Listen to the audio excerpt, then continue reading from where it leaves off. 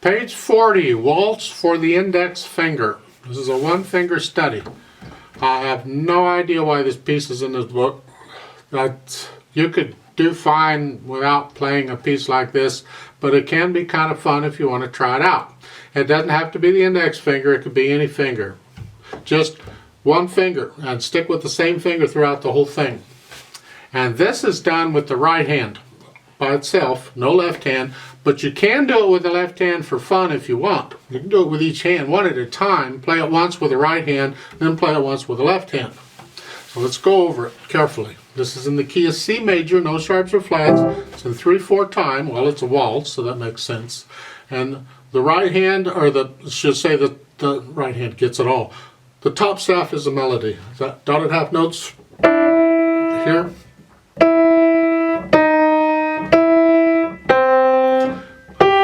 Your hands moving around so much, you almost have to memorize the piece.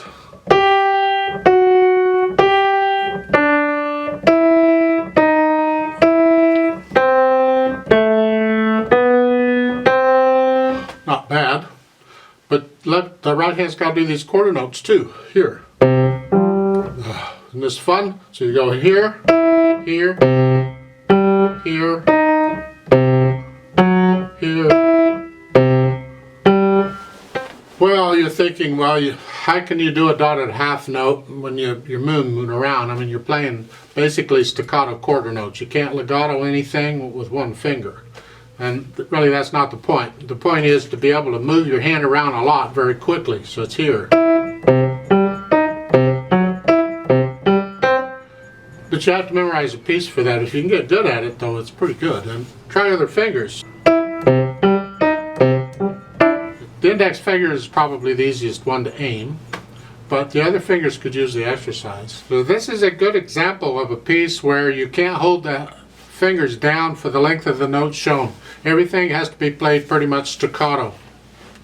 And we rely on the pedal to put it together. So the melody at the top, bring that out if you can. Can you play that a little louder than the other stuff?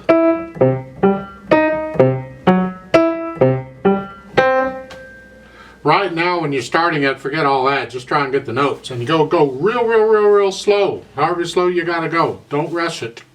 They have to be even. 1, 2, 3. 1, 2. And you can speed it up later. I mean, the speed they show is andante, which is a nice strolling speed. But you can go a lot slower than that. Now, we're going to rely on the pedal to put things together. They're pedaling it every measure because the harmony is changing every measure. Because in the first measure you have this chord, second measure here, and then here. So we're changing it on every measure. But I would recommend the phrasing. In this case, it's working out for each line as a phrase. So at the end of the line, lift the pedal up so we get a little silence before you go to the next line. Just a little bit. And the pedaling is overlapping. So I'm going to push the note down first and then the pedal. Next measure, I'm going to push the notes down and change the pedal.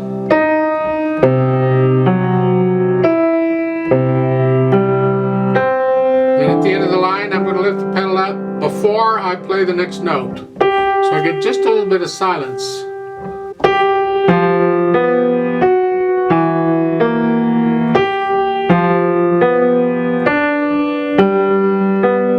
At the end of the line, lift the pedal up so we get a little silence.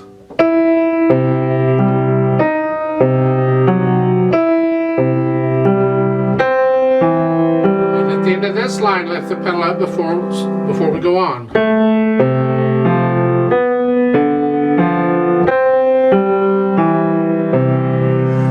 And then at the end, the hand, the finger, whatever, and the pedal come up together. And that's really all this is. It's a nice piece by Weber, whoever he is, whatever. However, you can do that with the left hand too. There's no point in one hand over the other. Try it with the left hand, see what happens.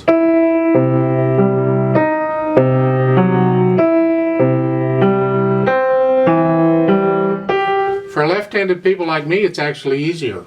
But it's just best in playing the piano to develop both hands. Don't favor one hand over the other.